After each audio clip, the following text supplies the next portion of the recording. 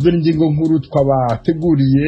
Bamwe mu banyarwanda batuye ku migabane itandukanye y'isi baraye bahuriye kuri murandashi bakora imyigaragambyo ibaye bwa mbere muri ubu buryo gusaba leta y'u Rwanda kurekura Madame Damange Ibyamugwiza Yvonne. Imyigaragambyo ntacyo nayivuga kuko ntabwo sinanayizi, wari imbere y'ubutabera yakurikiranywe, gusa yarakozwe, hari ibikorwa yakoze biganwa n'amategeko kandi azagezwa imbere y'inkiko noneho yisobanure. Faustin Nkusi, umuvugizi w'urwego rushinzwe ubushinjacyaha, turamwumva mu kanya mu nkuru ya Assumpta Kaboyi. Impunzi z'abarundi ziri mu nkambi ya Mutenderi zugarijwe n'imvura imaze iminsi igwa mu ntara ya Kigoma. kandi naho imvura yagwa tukagerekerana nyine n'akantu gatoya umuntu yibombokerezamo inzu no kugwa yaraguye ubuti burimo bwaraboze, hari igihe gishika nkajya no gusaba indaro n'agakoni ntekamo ni akantu nyene k'ubuteniteni nakatanganije imvura iguye buguma imvura yaguye mu ziko. Bamwe mu mpunzi z'abarundi bahungiye muri Tanzania kuri wa mbere umuryango w'abibumbye ONU urasaba abawutera inkunga kuwufasha kwegeranya miliyari 4 z'amadolari yakoreshwa mu kurwanya amapfa n'inzara mu gihugu cya Yemen. Ayo makuru kimwe nandi avugwa hirya no hino ku isi ni mukanya mugume ku maradiyo yanyu. Duhere ku makuru avugwa hirya no hino ku isi mwateguriwe kandi mugezwaho na mugenzi wacu Aloyize Bigirimana. Aloyize, wiriweho?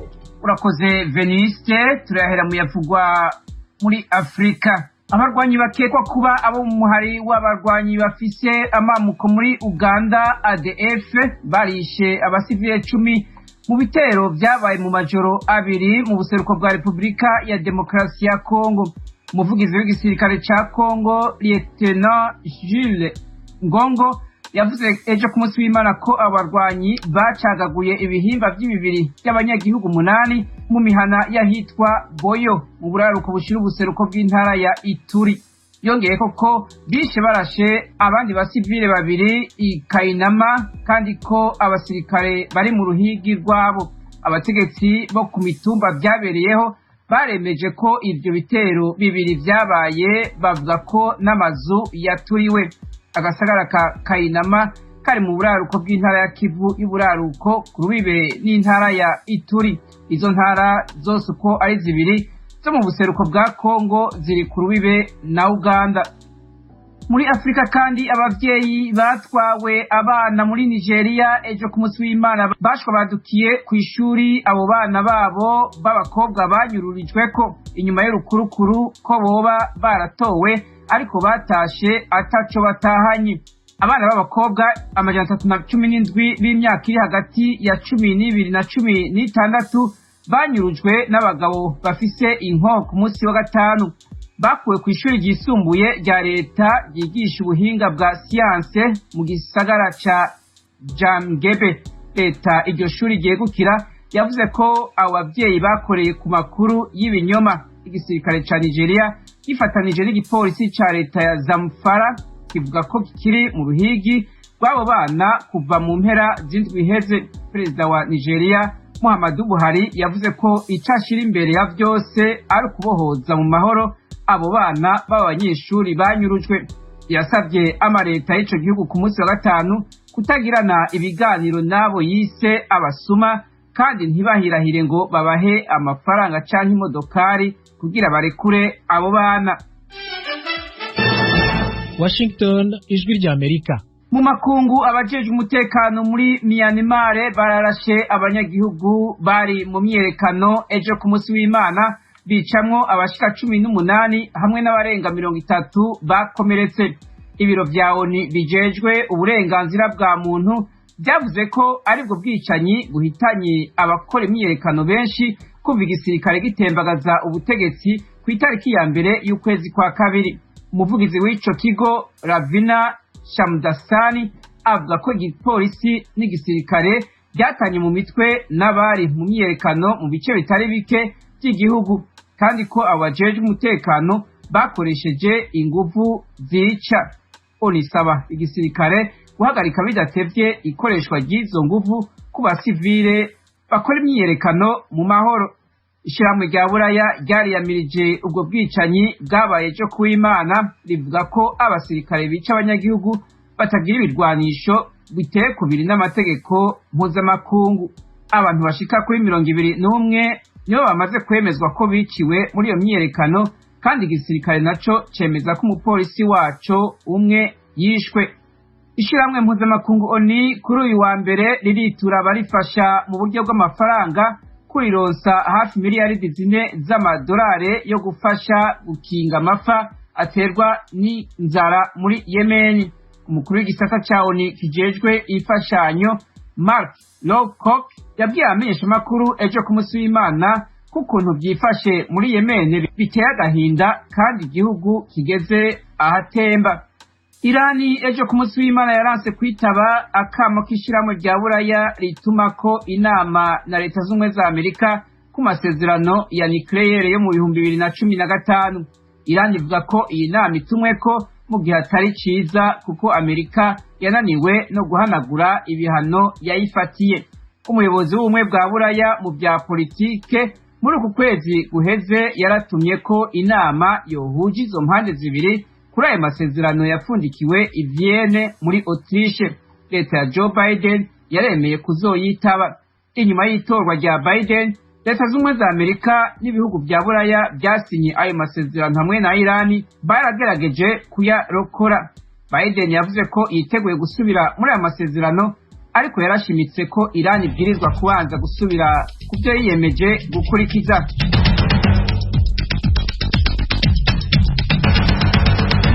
Aloyizi Bigirimana urakoze. Twibutse ko imwumva radiyo ijwi ry'Amerika bizikanira kuri FM 104.3 no kuri FM 88.3 ya radiyo inshuti ya bose mu Rwanda. Mu Burundi ni ku mirongo migufi ya shortwave kuri metero 1922. Mushobora kandi kumva ibiganiro byacu muciye ku rubuga rwa internet kuri wa Kadomo Radio TV Kadomo Koma, naho ku mbuga za Facebook, YouTube na Instagram adresi yacu ni VOA Radio yacu. Nabibabwiraga mu kanya, bamwe mu banyarwanda batuye ku migabane itandukanye y'isi baraye bahuriye kuri murandasi bakora imyigaragambyo ibaye ubwa mbere muri ubu buryo gusaba leta y'u Rwanda kurekura Madame Damange Byamugwiza Yvonne, umunyarwandakazi yatawe muri yombi n'ubugenzacyaha bw'u Rwanda tariki ya 15 z'ukwezi gushize akurikiranyweho ibyaha birimo gushaka guteza imvururu cyangwa imidugararo muri rubanda. Yamenyekanye cyane kubera umuyoboro we wa YouTube yavugiragaho ibyo yitaga ibibazo byugarije u Rwanda. Mugenzi wacu Geoffrey Mutagoma yabonye uko iyo myigaragambyo yagenze, adutegurira inkuru. Icyo gikorwa cyiswe imyigaragambyo cyakorewe kuri murandasi kigaragara ku rubuga rwa YouTube mu gihe cy'amasaha arenga gato kuri 2. Bwabaye ubwa mbere abanyarwanda b'ingeri zitandukanye, abanyapolitike batavuga rumwe n'ubutegetsi buriho, abari hanze y'u Rwanda n'abari imbere mu gihugu, abaharanira uburenganzira bwa muntu, abahirimbanira ubwiyunge bw'abanyarwanda n'abanyamakuru bahurira mu gikorwa kimwe bemeza ko bahuje intego. Buri muntu yari afite umwanya ugenwe wo gufata ijambo, kandi amatsinda y'abari batumiwe yari afite insanganyamatsiko zihariye agomba kuvugaho, zikubiye muri amwe mu magambo Damange Yvonne yavuze mu biganiro yasohoraga kuri YouTube. Imyitwarire y'ubutegetsi bw'u Rwanda muri COVID-19, ireme ry'uburezi mu Rwanda, ibyerekeye jenoside n'ubwisanzure bwo gutanga ibitekerezo. Bunze mu magambo Damange yavuze banenga bihanukiriye imikorere y'ubutegetsi buriho mu Rwanda muri iki gihe. Bamwe mu banyapolitike batavuga rumwe n'ubutegetsi bw'u Rwanda bitabiriye iki gikorwa harimo Madame Ingabire Victoire w'ishyaka Dalpha Umurinzi na Bernard Ntaganda w'ishyaka PS Imberakuri bari mu Rwanda. Hari kandi Madame Mukankusi Charlotte wo mu ishyaka RNC, Madame Tabitagwiza wo mu ishyaka ARC na Bwana Gilbert Mwenedata ukuriye ishyaka iPad Rwanda, yose atavuga rumwe n'ubutegetsi buriho mu Rwanda. Abantu bagera kuri 25 bafashe ijambo muri iki gikorwa, bose basabaga ubutegetsi bw'u Rwanda kurekura Madame Damange Byamugwiza Yvonne yatawe muri yombi n'inzego z'ubugenzacyaha tariki ya 15 z'ukwezi kwa kabiri uyu mwaka, nyuma yo gusohora uruhererekane rw'ibiganiro 8 ku rubuga rwa YouTube akurikiranwaho ku buryo buhoraho n'abantu bakabaka 18,000. Muri ibyo biganiro byakwirakwijwe no ku miyoboro itandukanye y'imbuga nkoranyambaga, yavugiragamo ibyo yitaga ibibazo byugarije u Rwanda. Yanengaga cyane imikorere y'ubutegetsi bw'u Rwanda, akanavuga ko yiteguye icyamubaho icyo ari cyo cyose, ariko agomba gusohoza icyo yita ubutumwa yahawe. Idamange ukurikiranyweho ibyaha birimo gushaka guteza imvururu cyangwa imidugararo muri rubanda kugeza ubu ntaragezwa imbere y'urukiko. Urakoze Geoffrey Mutagoma. Abategetsi ba leta y'u Rwanda bavuga iki kuri imyigaragambyo ku ruhande rw'ubushinjacyaha bw'igihugu? Faustin Nkusi uvugira urwo rwego yasobanuye ko ntacyo bavuga kuri iyo myigaragambyo, ko bategereje umwanzuro uzafatwa n'ubutabera. Inkuru irambuye i Kigali yateguwe na Asumta Kaboyi.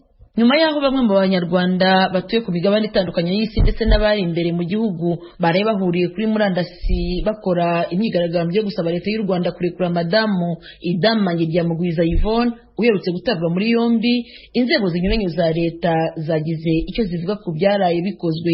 Umunyamabanga nshingwabikorwa wa komisiyo y'igihugu yo kurwanya jenoside CNLG Bizimana Jean Damascene yabwira Ijwi ry'Amerika mu butumwa bugufi yohereje agira ati Idamange ari mu maboko y'ubutabera, nibwo bugomba gukora akazi kabwo.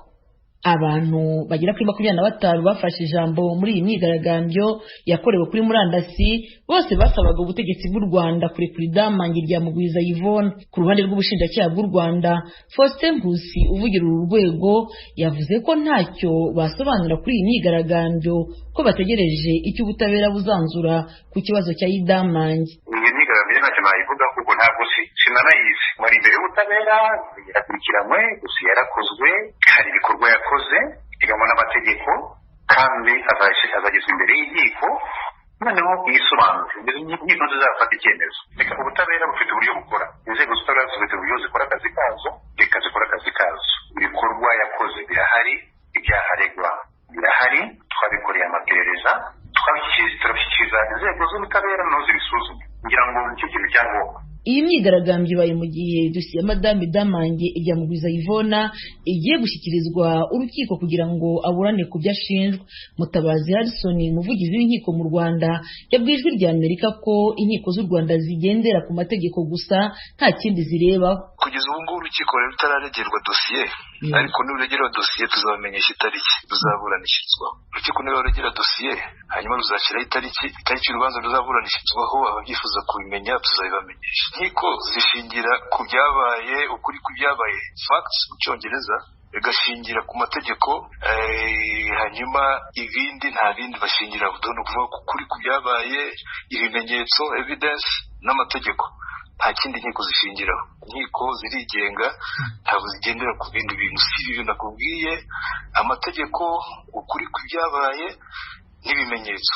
Idamange Ryamugwiza Yvonne yatawe muri yombi hagati mu kwezi kwa kabiri, nyuma yaho yari amaze iminsi asohora uruhererekane rw'ibiganiro ku rubuga rwe rwa YouTube, ibiganiro yumvikanyemo anenga ibyo yise imikorere mibi y'ubutegetsi bw'u Rwanda. Nyuma y'uko atabwa muri yombi, inzego za leta zinyuranye zagiye zigaragaza ko zamaganye imvugo ye. Ku isonga humvikanye umuyobozi wa CNLG avuga ko ibivugwa na Idamange humvikanamo amagambo yo gupfobya jenoside yakorewe Abatutsi. Idamange yumvikanye asubiza uyu muyobozi ko ataba mu bapfobya jenoside yakorewe Abatutsi kuko ari mu bayirokotse.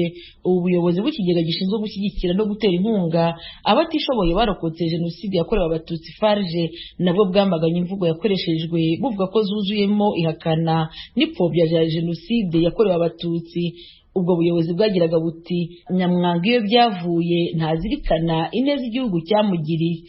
Idamange mu mvugo ye yemera ko ikigega cya leta gishinzwe kwita ku barokotse jenoside batishoboye FARG cyamuriye amashuri, gusa akemeza ko imikorere y'iki kigega idahwitse. Imiryango y'abarokotse jenoside nayo yumvikanye ivuga ko yitandukanyije n'ibyo Idamange avuga. Idamange akurikiranyweho ibyaha birimo gushaka guteza imvururu cyangwa imidugararo muri rubanda. Biteganijwe ko mu minsi ya vuba agezwa imbere y'ubutabera. Umwe mu bamwunganira mu mategeko, Maître Félicien Gashema, kwa gatanu w'icyumweru gishize yumvikanye ku Ijwi ry'Amerika avuga ko umukiriya we arara ku mapingu. Uyu mwavoka yasabaga urwego rw'igihugu rushinzwe ubugenzacyaha RIB gukosora ibikorerwa umukiriya we. Asumta Kaboyi, Ijwi ry'Amerika, i Kigali. Tukiri ku Rwanda, leta y'icyo gihugu yemeye ko ariyo yishyuye indege yagejeje Paul Rusesabagina i Kigali muvanye i Dubai ubwo yatabwaga muri yombi. Ibyo bikubiye mu kiganiro Johnston Businge, minisitiri w'ubutabera akaba icyarimwe n'intumwa nkuru ya leta y'u Rwanda yagiranye n'umunyamakuru wa televiziyo mpuzamahanga ya Al Jazeera Temistocle Mutijima yadushyiriye mu Kinyarwanda bimwe mu bikubiye muri icyo kiganiro. Mu kiganiro cyihariye n'umunyamakuru Mark Lamont Hill kigera hafi ku gice cy'isaha, Minisitiri Busingye yanemeye ko abategetsi ba gereza bafite uburenganzira bwo kugenzura ibyo Bwana Rusesabagina utavuga rumwe n'ubutegetsi aganira n'abamwunganira. Leta y'u Rwanda yareze Rusesabagina ibyaha bifitanye isano n'iterabwoba. Ni urubanza rwahagurukije imiryango mpuzamahanga iharanira uburenganzira bwa muntu, abadepite mu nteko nshingamategeko y'umuryango w'ubumwe bw'Uburayi ndetse n'abagize Kongere ya Leta Zunze Ubumwe za Amerika, bavuga ko uburyo yagejejwe mu Rwanda budakurikije amategeko mpuzamahanga. Mu mpera z'ukwezi kwa munani kwa 2020, Bwana Rusesabagina ufite ubwenegihugu bw'Ububiligi akanaba umuturage wemewe wa Amerika yaburiye mu mujyi wa Dubai muri Emirati Ziyunze z'Abarabu nyuma y'iminsi mike mu buryo butunguranye aza kwerekwa abanyamakuru i Kigali mu Rwanda. Icyo gihe urwego rushinzwe ubugenzacyaha mu Rwanda rwatangaje ko yafashwe ku bufatanye bw'ibihugu rwirinze gutangaza. Nyuma yaho mu kiganiro kuri televiziyo y'igihugu, Perezida Kagame yumvikanye avuga ko Rusesabagina ari ubwe wizanye mu Rwanda, ko yahamagaye nimero itariyo akisanga i Kigali yibwira ko ari i Burundi. Icyakora Rusesabagina we mwiburana akomeza kumvikana avuga ko yashimuswe. Mu kiganiro cyatambutse kuri televiziyo mpuzamahanga ya Al Jazeera kuwa gatanu w'iki cyumweru dusoza, byumvikana ko cyakozwe mu bihe bibiri bitandukanye hifashishijwe uburyo bw'ikoranabuhanga, abaganira mu buryo bw'amajwi n'amashusho batari ahantu hamwe. Umunyamakuru Lamont Hill agaragara hati ibibazo Bwana Johnson Busingye kubirebana n'uko Rusesabagina yagejejwe i Kigali, ndetse akanamubaza niba byakozwe bikurikije amategeko. Mu gisa nk'agace ka mbere k'iki kiganiro hari nk'aho amubaza ati Bwana Rusesabagina aho yaherukaga kuvuganira n'umuryango wari Dubai akiri ku kibuga cy'indege yari azi ko agiye i Burundi kuganira n'abapasiteri, nyamara nk'uko abivuga indege iguye yisanze aho aratari i Burundi ahubwo ari mu Rwanda, igihugu yahunze. Urashaka kuvuga ko leta nta ruhare yagize mu kumushuka imwinjiza mu Rwanda? Minisitiri Busingye mu gusubiza nawe ati yego nibyo yari azi ko agiye mu Burundi, ariko kandi u Rwanda igihugu yahunze cyaramushakishaga kubera ibyaha akekwa ko yaba yarakoze. Kuba rero byashoboka ko inshuti y'imuzana ikamugeza i Kigali, ibyo birorohereza akazi inzego z'ubugenzacyaha n'ubushinjacyaha, kandi ndatekereza ari nabyo byabaye. Umunyamakuru Lamont Hill akongera kumubaza ati ariko se kugira ngo bisobanuke neza wambwira yego cyangwa oya leta yaba hari uruhare yagize mu kumugeza mu Rwanda? Minisitiri Busingye ati leta yagize uruhare mu kugenza ibyaha byakorewe mu majyepfo ashyira uburengerazuba bw'u Rwanda, ibitero by'iterabwoba. Umunyamakuru akamucamo ati ibyo ndabyumva nyakubahwa, ariko ikibazo cyanjye ni leta yaba yaragize uruhare mu kumushuka ngo aze mu Rwanda kuko nyine yari azi ko agiye mu Burundi? Leta yaba yaragize uruhare muri iyo nzira yo kuva ku kibuga cy'indege kurinda agera mu Rwanda? Minisitiri Busingye ati leta yafashe umuntu wakekwagaho kuba umufatanyacyaha we. Uwo muntu yari inshuti ye ya hafi, niwe rero wagize ubushake bwo kumuzana. Icyo gisa nk'agace ka mbere k'ikiganiro gisoza Minisitiri w'Ubutabera icyarimwe n'intumwa nkuru ya leta Bwana Johnson Busingye ashimangira ko uburenganzira bwa Bwana Rusesabagina bwo kugirana ibiganiro mu ibanga n'abamwunganira bwubahirizwa, akizeza ko nta kibazo gihari cyerekeranye no kuba yabona ubutabera bunyuze mu mucyo. Ahakana kandi ko nta na rimwe leta yigeze ifatira inyandiko ze cyangwa se ngo ibangamire uburyo bwe bwo kuganira n'abamwunganira. Umunyamakuru Mark Lamont Hill mu kiganiro Upfront avugamo ko itsinda rishinzwe kugira inama Minisitiri Busingye uko asubiza abanyamakuru ku bijyanye n'ikibazo cya Rusesabagina ryibeshye rikamwoherereza video y'isaha n'igice aho abo bajya inama ku buryo agomba gusubiza. Ibyatumye umunyamakuru yongera kandi guhamagara Minisitiri Johnson Busingye. Nyuma yo kwerekwa agace k'iyo video, Bwana Busingye nibwo yemereye umunyamakuru Mark Lamont Hill ko leta y'u Rwanda ariyo yishyuye indege yavanye Rusesabagina i Dubai ikamugeza i Kigali. Muri aka gace kandi anemera ko hari inyandiko za Bwana Rusesabagina ubuyobozi bwa gereza bwagiye bufatira mu kuzigenzura, ariko nyuma akazisubizwa. Muri iki gice cya kabiri cy'ikiganiro, umunyamakuru Mark Lamont Hill yerekana agace ka video aho Minisitiri Busingye abaza umwe mu bajyanama bati uratekereza ko nakabaye mvuga nk'urugero ko ntazi uwishyuye? Nyuma y'ako gace umunyamakuru akamubaza ati ntuzi uwishyuye indege yatwaye Bwana Rusesabagina mu Rwanda, ariko ikiganiro wagiranye n'abajyanama bawe kiramugaragaza. None mbwira ninde wabikoze, mbwira uwo ari we. Minisitiri Busingye ati ariko se ejo nigeze nkubwira ko ntazi uwayishyuye? Umunyamakuru ati nge ndabaza ninde wishyuye? Minisitiri Busingye ati ni leta yishyuye. Umunyamakuru Lamont Hill ati leta yishyuye indege yamuzanye. Ejo mu kiganiro wambwiye niba narakumvise neza ko leta nta ruhare yagize mu kuba yaragezaho. Minisitiri Busingye ati yego nyumva neza, nakubwiye ko hari umuntu wari umaze igihe kinini akorana na Rusesabagina, yakozweho iperereza n'urwego rwacu rushinzwe kugenza ibyaha, niwe wemeye kumutanga. Ikiguzi cyari cyo gufasha uwo muntu mu mugambi wo kumutwara muzana mu Rwanda. Nta ruhare leta yagize mu kumuzana, icyo yakoze byari ugufasha uwo muntu washakaga kumuzana mu Rwanda. Umunyamakuru ati bivuze ngo leta yishyuye umuntu uwo nawe ashuka Rusesabagina amuzana mu Rwanda. Minisitiri Busingye ati yego. Umunyamakuru ati kandi Rusesabagina ntiyarazi ko azanywe mu Rwanda, yarabeshywe, kandi ukavuga ko leta itigeze itegura icyo gikorwa uretse gusa kwishyura indege yahamugejeje. Minisitiri Busingye ati yazanywe mu Rwanda n'umuntu wamushutse wari uzi neza ibyarimo biba, byumvikana ko iyo ataza aha yari mu nzira ajya mu Burundi, ariko yazanywe mu Rwanda n'uwo muntu. Umunyamakuru ati mu ndege yishyuwe na leta.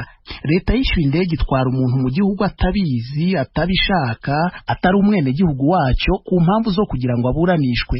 Ntabwo ubona ko ibyo byagaragara nk'iyoherezwa rinyuranyije n'amategeko? Minisitiri Busingye ati icya mbere nakubwira nuko ntashaka kwinjira cyane muri iki kibazo, kuko ibyo birareba urukiko nk'uko nabikubwiye ejo. Ndagerageza kwitondera ibyo mvuga nk'intumwa nkuru ya leta, kubera ko bishobora kumvikana nk'aho byagira uruhare mu migendekere y'urubanza, ariko reka nkubwire ko mu mategeko mpuzamahanga mpanabyaha gushuka abantu bakajya ahantu bashobora kugezwa mu butabera byagiye bibaho n'ahandi henshi. Umunyamakuru ati ariko se bikurikije amategeko? Minisitiri Busingye ati yego birayakurikije. Umunyamakuru ati aha rero urasobanura ko bitanyuranya n'amahame mpuzamahanga arengera abantu mu kubarinda kurigiswa, ukavuga ko bitanyuranya n'amahame arwanya iyicarubozo, muri make ukavuga ko nta tegeko mpuzamahanga ryirengagijwe mu kuvana Rusesabagina i Dubai ajyanwa mu Rwanda. Naho muhagaze? Minisitiri Busingye ahasubiza ko adashaka gufata umwanzuro muri uwo mujyo, kuko atifuza kubonwa nk'uwivanga mu miburanishirize y'urubanza. Nyuma y'aho iki kiganiro gitambukiye, Minisiteri y'Ubutabera mu Rwanda yasohoye itangazo yise gutanga umucyo ku kiganiro cya Al Jazeera. Muri iryo tangazo, iyo minisiteri yavuze ko bimwe mu byavugiwe muri icyo kiganiro ku ruhande rumwe bishingiye ku majwi yo mu ibanga adasobanuye umurongo wa leta. Rikavuga ko aho leta ihagaze ari uko itabwa muri yombi rya Bwana Rusesabagina ryakurikije amategeko, kandi nta na hamwe uburenganzira bwe bwigeze buhungabanywa.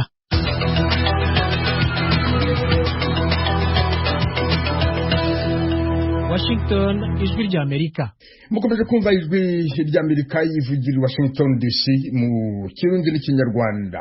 Kuri wa mbere nibwo habaye igitambo cya misa cyo gusezera kuri Padiri Obalde Rugirangoga witabye Imana mu kwezi kwa mbere muri Leta Zunze Ubumwe za Amerika. Misa yo gusezera kuri Padiri Rugirangoga wamenyekanye cyane mu Rwanda mu bikorwa by'isanamitima yasomwe na Cardinal Antoine Kambanda.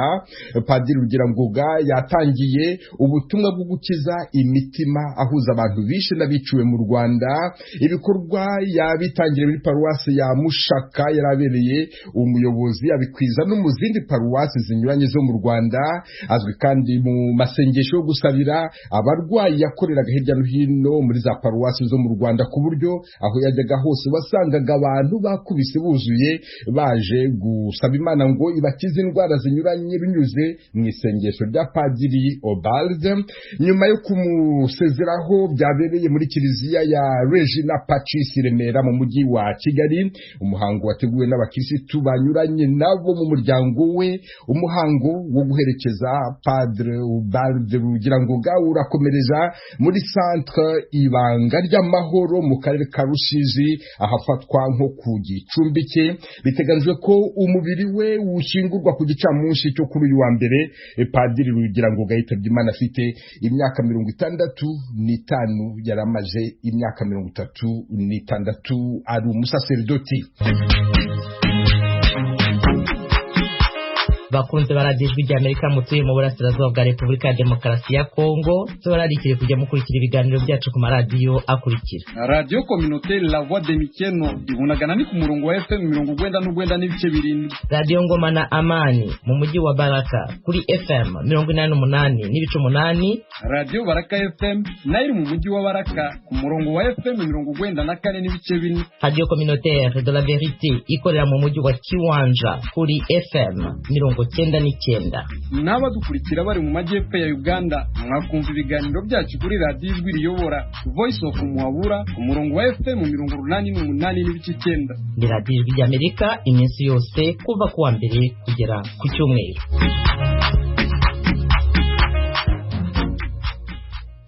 Mu majyaruguru y'uburengerazuba bwa Tanzania haravugwa imvura nyinshi, imvura ibangamiye cyane impunzi z'abarundi ziri mu nkambi ya Mutenderi mu ntara ya Kigoma.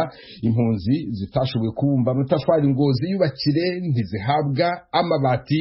Inkuru irambuye James Jovine.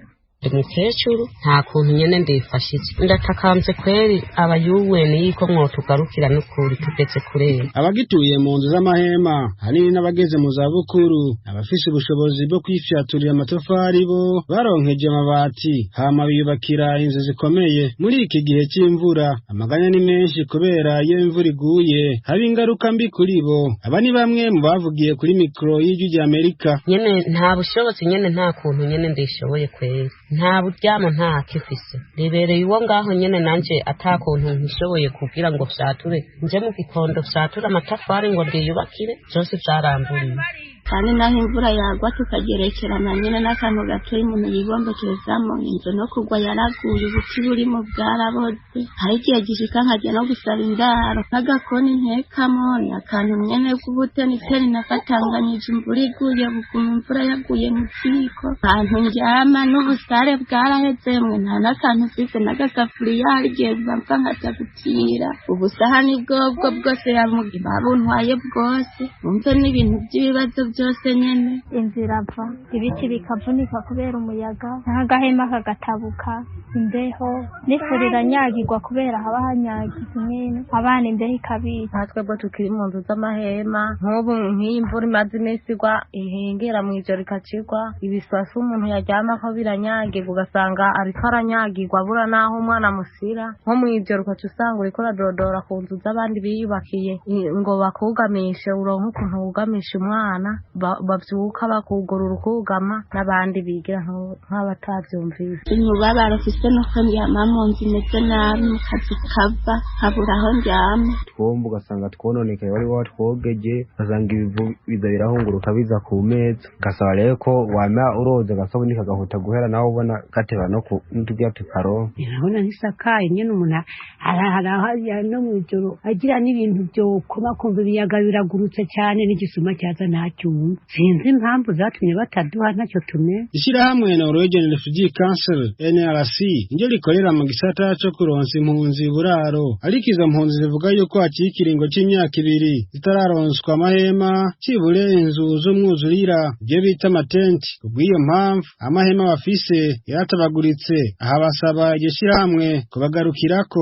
Basaba baduhe cyane cyane bambaye nk'agatenti n'isawa, canke bakampa agahema kugira ntitunyagirwe. Nk'icyo twasaba nyene nk'abajejwe nyene ivyo kubakira abantu, bo basaba bakaduha inzu kweri, boba bakoze kuko biragoye. Ishirahamwe Norwegian Refugee Council ivuga yuko buraro